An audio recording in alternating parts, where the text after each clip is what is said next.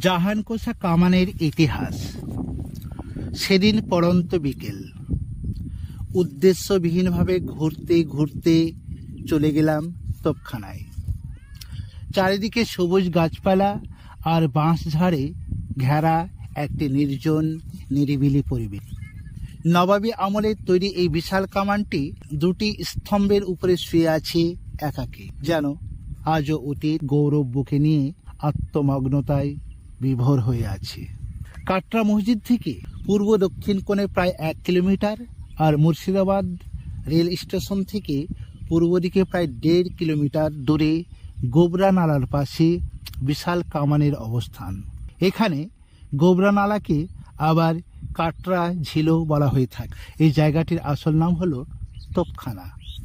এর ইতিহাসের দিকে তাকালে আমরা অনেক কিছুই দেখতে পাই। এই কামানটির নাম জাহানকোষা। জাহানকোষা শব্দের অর্থ বিশ্বজয়ী। নবাবী আমলে এটি নদীর ধারে 4টে চাকার উপরে পড়ে থাকত। পরে কোনো ক্রমে এগুলি অদৃশ্য হয়ে যায়। তারপর এই কামানের পাশে একটি বটগাছের জন্ম হয়। বটগাছটি বড় হলে এর শিকড় দিয়ে কামানটিকে ধরে থাকে। এমনকি এই গাছটির শিকড়ের সাহায্যে মাটি থেকে প্রায় 4 ফুট উপরে তুলে ধরেছিল। এভাবে চলে যায় বছরের পর বছর। নদী তার গতিপথ বদলে ফেলে। কামান থেকে কিছুটা উত্তরে চলে যায় নদী। কালের গর্ভে বিলীন হয়ে যায় সেই বটগাছ। তারপর অনাদর আর অবহেলায় কিছুকাল মাটির উপরে পড়ে থাকে সেই বিশ্বজয়ী কামান। পরবর্তীতে পুরাতত্ত্ব বিভাগ এর রক্ষণাবেক্ষণের দায়িত্ব নেয়। ফলে এর চারিপাশে কিছুটা অংশ ঘিরে এটিকে 2টি খুঁটির উপরে তুলে রাখা হয়। এটি মুঘল সম্রাট শাহজাহানের আমলে 1637 খ্রিস্টাব্দে তৈরি করা হয়। সেই সময় বাংলার সুবেদার ছিলেন ইসলাম খান। সেই সুবেদারের অধীনস্থ কর্মচারী দারোগা শেরে মোহাম্মদের নির্দেশে জনার্দন কর্মকার জাহানকোষা কামানটি তৈরি করেন। এর তত্ত্বাবধায়ক ছিলেন হারাবল্লভ দাস।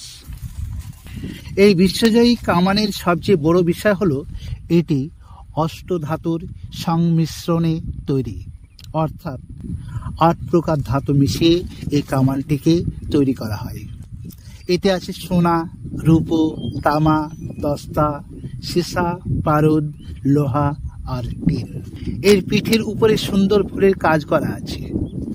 সামনে এবং পিছনে সুন্দর করে খাঁজ কাটা আছে, যেন সহজেই শিকল দিয়ে কামানটি কোনো যানবাহনে তোলা আর নামানো যায়। এছাড়াও পিছন দিকে চারিদিক থেকে বেড় দিয়ে ফুলের মতো কাজ করা আছে। তাছাড়া এর উপরে টিনের ফালিতে ফার্সি শব্দে এই কামান তৈরির ইতিহাস সংক্ষেপে লেখা আছে। এই কামানটি 17 ফুট 6 ইঞ্চি লম্বা, এর বেড় 5 ফুট, এর ওজন 228 পাউন্ড। এর ভিতরে 28 গোলা বারুদ ভর্তি করে 70 লক্ষ্য বস্তুতে আঘাত হানা হতো। এক সময় সাধারণ মানুষেরা এর প্রতি গভীর শ্রদ্ধা প্রদর্শন করত। এই কামানের দেহে তেল আর পারদ মাখিয়ে দেওয়া হতো। এমনকি গভীর শ্রদ্ধায় এটির উদ্দেশ্যে ফুল, দুধ আর মিষ্টি দেওয়া হতো। ছোটবেলায় শুনতাম এটি জীবন্ত একটি কামান। এর বালাগুলি নাকি এখনো বড় হয়।